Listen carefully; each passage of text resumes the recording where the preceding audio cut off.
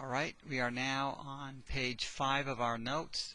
Starting with number 13, we're going to talk about literal strings and semicolons, and that will be it. And so in page 5, number 13, literal strings, that refers to the characters written between double quotation marks.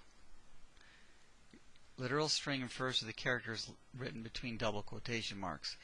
So in this example, you've got your double quotation marks here. So this literal string is my new and improved. And then you have another literal string.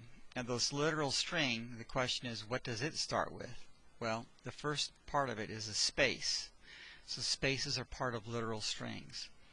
What are the characters in a literal string? What are characters? And those would be letters and numbers, or digits. Letters and numbers are characters.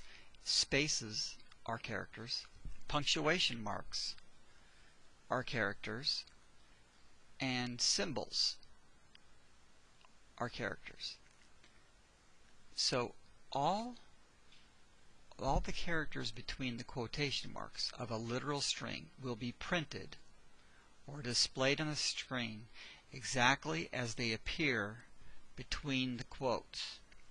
So if we take this and we go, and if I add a couple of spaces here and then throw in an exclamation mark or point,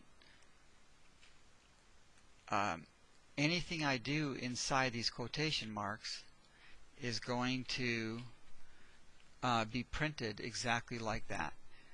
And so if we compile this and then we run it, you'll see that this is exactly how it looks. Down here you have much space between my and new. You have the exclamation points. So all this is showing up, and so that is because they show up because they are in between the quotation marks.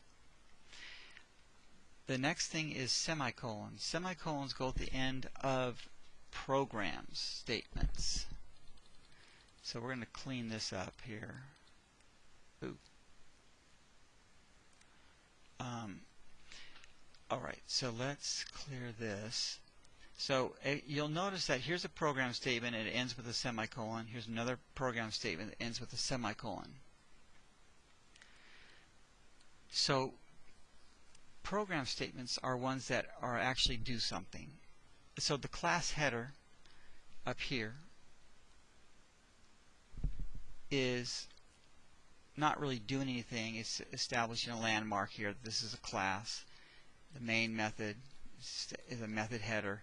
But then down here, there's something actually being printed, and then there's going to be other types of program statements that we will put semicolons at the end of. So semicolons go out to the end of print statements. Number 1 under A, semicolon A1 is print statements, and then we're going to see more later on.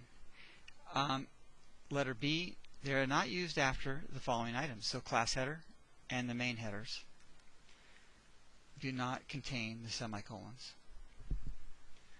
So that is pretty much it on literal strings and semicolons. We'll stop there.